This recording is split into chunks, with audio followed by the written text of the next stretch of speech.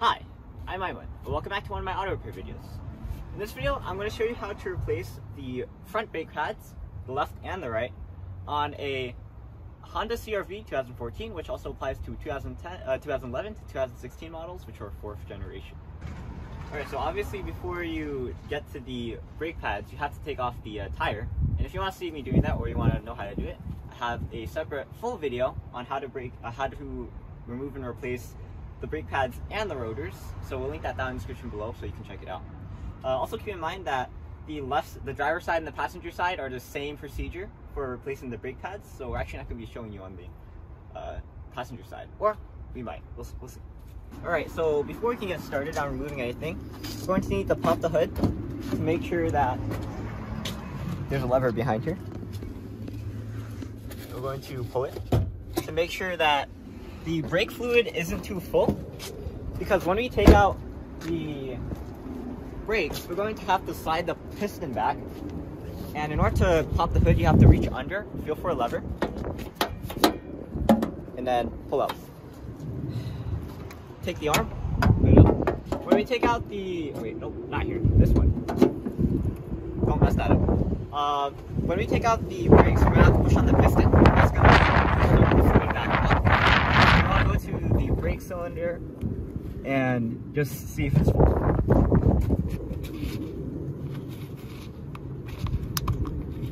There we go. So if you need to make sure that this is the brake fluid container, just look for the thing that says brake fluid on the cap.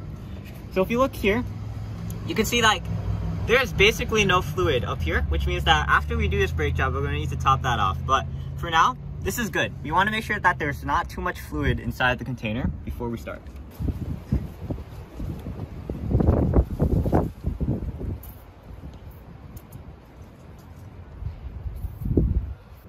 Alright, so the first step is to take out these slide bolts right here. One up here and one down here, which we'll show later. And for those in the East Coast, always a good idea to put some PV Blaster or WD-40 on these bolts so that we can take them out. Now we want to loosen them, and you always want to loosen with an actual wrench first, but with the Milwaukee, thankfully, you can just use it as a ratchet wrench. So you can actually move the wheel to the side if you want to get more room, but thankfully this is a SUV, which means that there already is a ton of room. So now we're going to loosen this. And this is a number 12, I believe. Alright, so apparently it's number 14. I did not think that was going to be the case, but that's alright. Okay, so now I'm going to loosen it.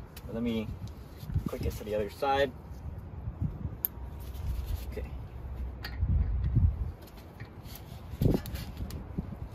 Oh, there.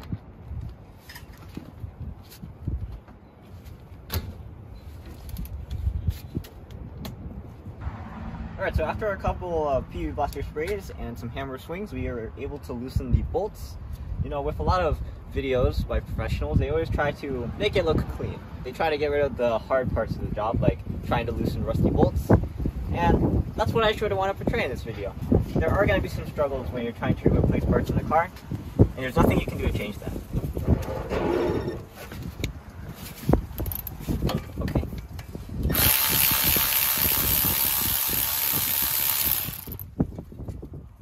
That's what the bolt looks like. It is a number 14 that says 10 on it, apparently. That's very funny. And oh yeah, I need to show you guys the one down here. It is right here. It has the little rubber spring on it. Okay.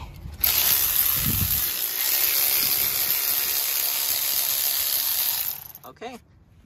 We have the two bolts out. It looks like they're interchangeable, so don't worry about getting them mixed up. And now we are going to be able to finagle this caliper out. If it's too tight, you can use a pry bar to take it out. Just jam it in to somewhere where you'll get leverage. In our case, it's already loose, so we're just going to take it out.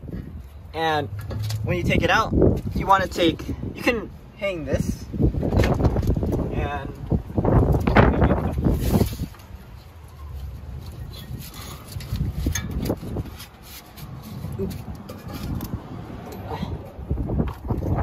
out of the way. And after this, you want to make sure that the piston right here slides smoothly. By the way, I might butcher some of the terminology for these, but you can see the parts. Because the reason that this needs to slide smoothly is because when the brakes engage, that has to slide. So as you can see, it slides smoothly. If it doesn't, you're gonna have to replace these, and I have a video on how to do that, so go check that out. Alright, so now what we need to do next is we need to take out the brake pads. The first thing you want to do is you want to take out these brake springs. Right here, these springs are used to make sure that the brake pads disengage or go outside. In order to do that, you just pull them out. You're going to need to keep these because I don't believe they give us replacements. So put these aside for now. And now we need to take out the brake pads. And for this one, you can either use a pry bar or you can use your hands. You know, because I'm super strong. Oh my god. I think that's like a quarter of an inch eaten away. So just for comparison, this is not the right side to use, but just for comparison, look at how much has been eaten away. You can see the difference in the little hole cut out here. That is the original part. That's how it's supposed to look, and this is how much has been eaten away. Yikes. So it's a good thing we're replacing this. You know, Uncle Lon drives a lot, so if he continued driving with this, I do fear he might have gotten into a car crash again. Don't forget to take out the inside brake pad right here. This one I might have to take out using a pry bar because I can't get a good angle of how to pull it out. And that's what it looks like. As you can see, it has the little thing on it, which means that this part and this part are not symmetrical. You need to make sure that when you replace them, you don't replace them in the wrong place. Okay. Now we want to turn our attention to these clips right here. Now talking about this first, you shouldn't take these out if the parts that you get don't provide replacements. I know my late uncle used, he never took these out when he replaced the brake pads. And if you don't get replacements, you probably shouldn't. The only things that you have to concern with taking these out is to put grease on them. If you have brake grease, make sure to put them on before you put on brakes. But we're going to take these out because we have replacements. Oh, and it looks like we also have the springs, so we don't need these springs anymore. So in order to take these out, you just pull them out or use a pry bar if you can't get in. So that's what it looks like. Oh wow. That is really rusty, and as you can see, it's very not smooth. And this is not good because the brakes need to slide on these. And that's why you put the grease on them later, as I'll show you.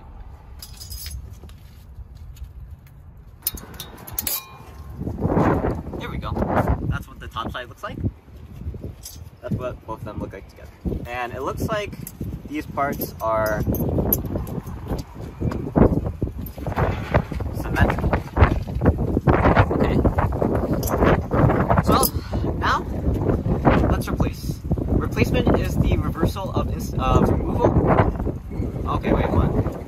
Installation is removal, but in reverse. That's my catchphrase. And what we're going to do is first we're going to grease up the parts. We're going to put the clip back in. Then we're going to put the brake back in. And then we're going to put the caliper back on.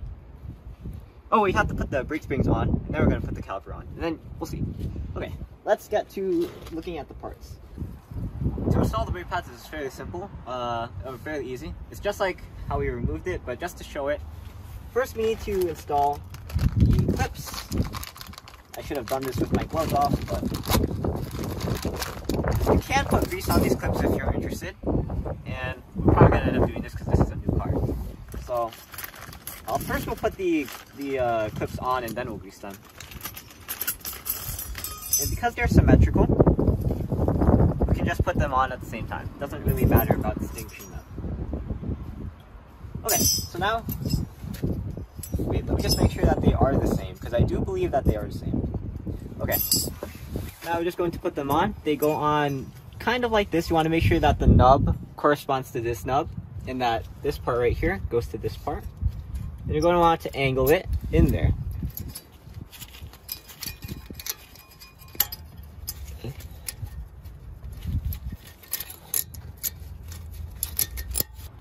Alright, so we ended up doing the bottom first so it's easier to show. and it was a bit hard for me, so the way that we ended up doing it was we took the needle nose pliers and we bent this part right here, the one I'm pointing at. We bent it a bit upwards. It's alright, it's a new part. And then after that, we can install it. And this way it's gonna fit. And then after that, you want to take a flathead screwdriver, and then like down here, you want to flatten it. And then up here, you want to flatten it. This is a bit hard for me to see. Just flatten it up here, and then flatten it on this side.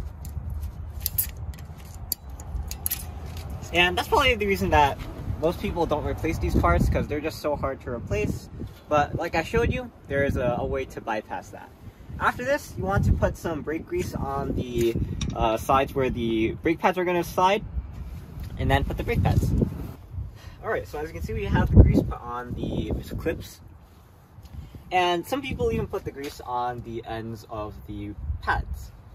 And some people put them on the sides, but we'll get to that later. Alright, so now to replace the brake pads, you want to take note of which brake pad has the clip on it and which one doesn't. The one with the clip is on the inside, and the one without the clip is usually on the outside. If you don't remember, you can always take a look on the other side of the car just to make sure. But now we're just going to insert it. Okay. This one's, actually I should do this on the front so that you can see it easier.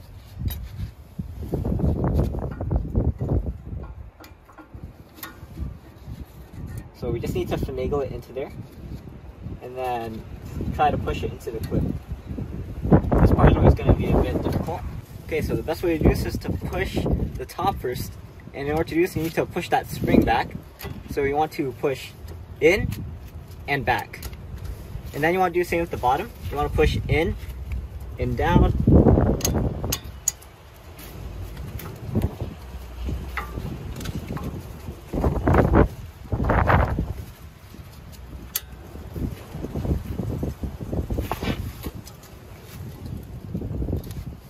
Come on, I can see a spring moving.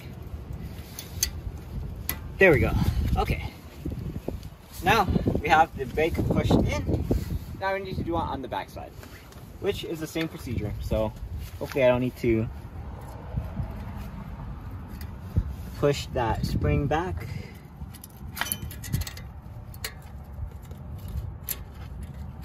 Okay, and then do the same with the bottom. There we go. And as you can see, we have both the inside and the outside brake pads on. Alright, next step is to put these springs back on. These springs I have in here. Thankfully you have replacements, but sometimes you don't get replacement springs. So you might need to keep the old ones handy. They go just like this. You gotta push them in and then slide them in. Easy as that. Same with the other side. Oop. Okay. There we go. And as you can see, as we put those in, the pads actually push out. So that means that they're working. Okay, so now we're going to put the caliper back on. So unhook it from your rope, and we can actually rest it on top of here. Make sure you don't bend this part, because my friend Hatem actually ended up doing that, and he had to bend it back. We're going to use a special tool, because what we're going to need to do now is we're going to need to bend, we need to retract this piston so that we can put it on. And for that, we have a special tool, which is this one right here. I have a dedicated video for this, so go check that out if you're interested. But in order to use it, it's kind of like a clamp. Basically, we're going to clamp it so that we can push this piston back. And right now, yeah, sorry about that wind. Hopefully it doesn't make the video annoying. I know for my dad, when he edits the videos, it's not annoying to him. But you know, living in New England, sometimes you just gotta deal with that kind of thing. Okay, we're gonna do this all the way until, as you can hear, I'm not getting any. Oh, never mind.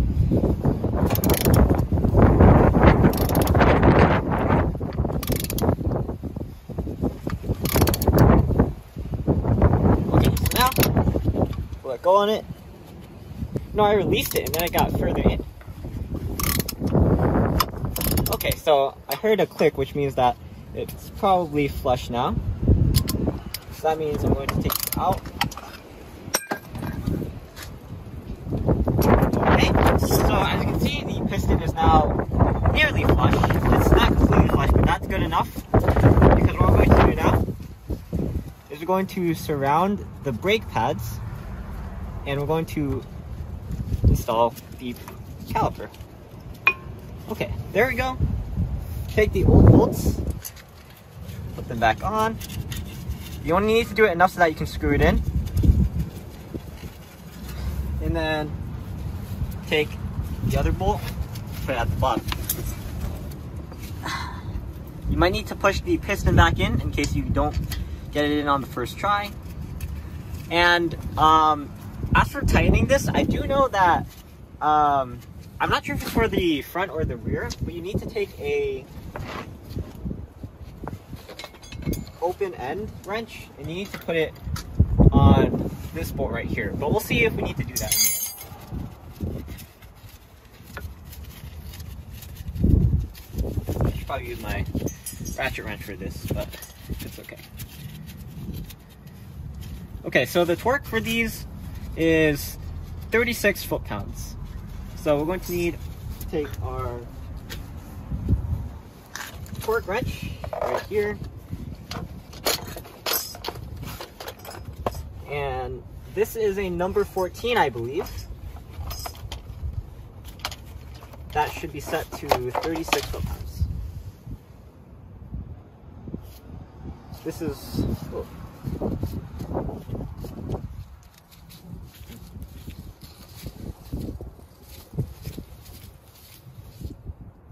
Okay, this should be just about 36. Okay, I need to increase it by 1. There we go. You know, 35, 36, doesn't matter. Alright, so if you don't have a torque wrench, it's alright because you want to tighten it, hand tighten it, until you can't do it anymore, and then after that, do 1/8 of a turn. By the way, these are aluminum bolts, so you definitely do not want to put too much force in them or they'll break. And it's not a fun experience to have to take them out. I'll do it from here.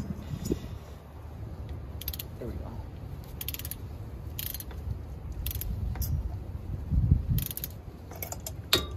Okay. As soon as I hear that click, I know it's torqued correct.